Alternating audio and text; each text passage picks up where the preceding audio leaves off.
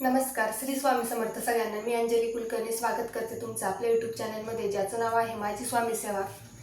आज जी सेवा आहे म्हणजे उपाय सांगणार आहे, जो स्वामी केंद्रातला आहे, म्हणजे दिंडोरी प्रणित केंद्रातला उपाय आहे. अगदी प्रभावी उपाय आहे आणि त्वरित लग्न जमण्याकरता हा उपाय आहे.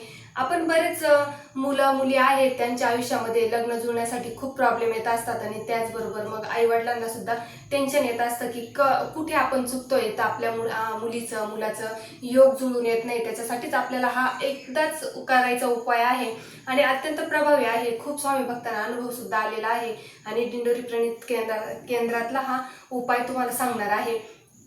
आता बरेच सेवा करतो आपण आणि सेवा करूनही काही काही वेळेस आपल्याला म्हणजे नाही का त्या सेवेचं फळ मिळत नाही. तर कुठेतरी आपल्या चुका असतात आणि त्या चुका म्हणजे कोणत्या, की आपण काटेकोरपणे नियम पाळत नाही. आता 21 दिवसाची सेवा असेल, 40 दिवसाची जर सेवा असेल तर आपण ती सेवा करतोच, पण त्या सेवेबरोबर सेवा करताना आपल्या हातून कुठेतरी कळत नकळत चुका होतात, त्याच्यामुळे सेवेचं फळ मिळत नाही. आता 21 दिवसाची सेवा 40 दिवसाची सेवा आपण संकल्पयुक्त करतो, तसंच आता हा जो उपाय आहे तर त्याला कुठलाही संकल्प नाहीये आणि कुठलाही म्हणजे नियम वगैरे आपल्याला पाळायचे नाही. म्हणजे त्याच दिवशी आपल्याला एकदाच करायचं आहे, त्याच्यामुळे तुम्हाला ते काही एवढं जड जाणार नाही का खूप 21 दिवसाचे आणि 40 दिवसाचे तुम्हाला नेम काटेकोरपणे पाळायचे.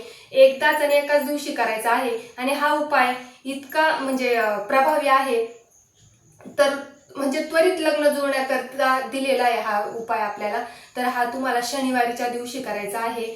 आता बऱ्याच वेळेस आपल्याला खूप काही ना काही कारणावरून आपल्याला आपले योग जुळून येत नाही. बऱ्याच वेळेस म्हणतो आपण तरी एवढं व्यवस्थित आहे सगळं, कधी कधी नोकरी चांगली असून सगळं काही घरचं वेल सेटल असून सुद्धा काही काही वेळेस खूप प्रॉब्लेम येतो. तर कुठेतरी आपलेच दोष आपल्याला लागलेले असतात आणि तेच आपल्याला ते पुढे त्याच अडचणी येत असतात. त्याच्यामुळे आपल्याला सेवा सुद्धा करायच्या आहेत.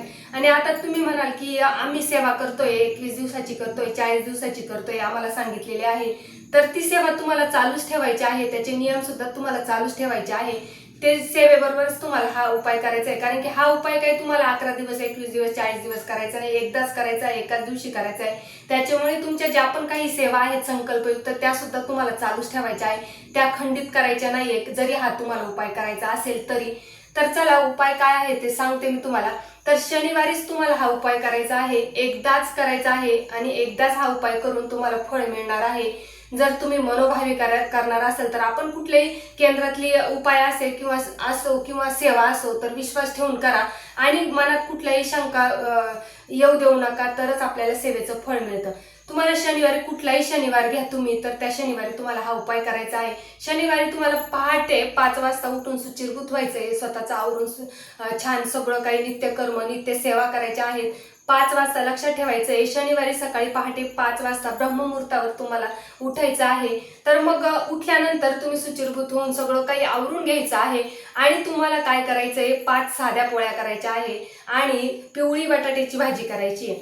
आता पिवळी बटाट्याची भाजी सगळ्यांनाच माहिती आहे कशी करायची, काय करायची. तर मग तुम्हाला परत सांगते, 5 साध्या पोळ्या करायच्या आहे, बटाट्याची पिवळी भाजी करायची आहे. आणि आता ते काय करायचं, तर मग आपले सगळं काही झाल्यानंतर म्हणजे पहाटे 5 ला उठणारच आहात तुम्ही, तर मग ते पोळी भाजी झाल्यानंतर तुम्हाला अर्धा मीटर पांढरा कपडा घ्यायचा आहे आणि त्याच्यावर 3 पोळ्या ठेवायच्या आहे. 3 पोळ्या ठेवल्यानंतर त्याच्यावर भाजी ठेवायची आहे, जी आपण पिवळी बटाट्याची भाजी केलेली आहे ती. तर ती ठेवून परत 2 पोळ्या ज्या आहेत तर त्या वरतून ठेवायच्या आहे आणि त्याची पोटली तयार करायची, म्हणजेच त्याचे गाठ वगैरे मारून घ्यायची आहे. आणि पोटली तयार करून तुम्हाला काय करायचंय, तर तुम्हाला करायचं आहे ही पोटली घेऊन ती काठीला अडकवायची आहे. काठी छोटी घेतली तरी चालणार आहे, तुमच्या अंदाजानुसार घ्या. आता ती काठी घ्यायची आहे, काठीला अडकवायची आहे ती पोटली आणि तुम्हाला सकाळीच मारुतीच्या मंदिरात जायचंय. मारुतीच्या मंदिरात गेल्यानंतर ती पोटली आणि म्हणजे जी काठीला अडकवलेली जी पोटली आहे तर ती तुम्हाला मारुतीच्या उजव्या पायाला अर्पण करायची आहे, उजव्या पायाजवळ ठेवायची आहे.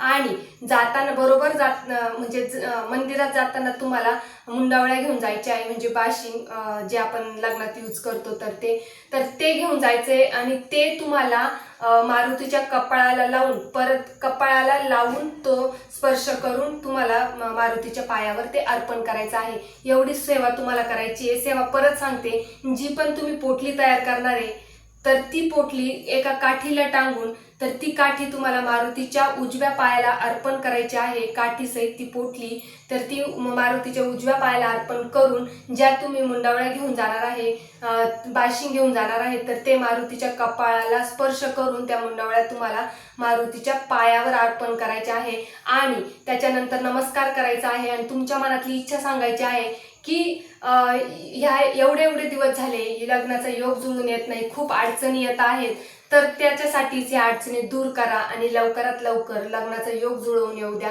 ही तुम्हाला प्रार्थना करायची आहे, मनापासून करायची आहे, विश्वास ठेवून करायची आहे.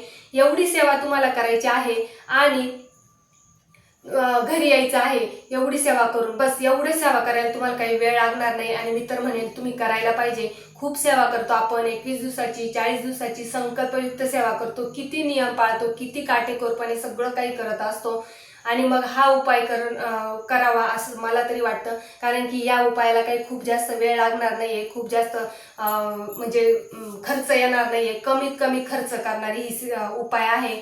त्याच्यामुळे हा उपाय करून बघा आणि मारुतीची कुठलीही सेवा वाया जात नाही आणि इतकं म्हणजे प्रभावी सेवा असतात मारुती रायांच्या, इतकं म्हणजे मी सुद्धा स्वतः मारुती रायांची सेवा करते तर ती कधीच वाया जात नाही.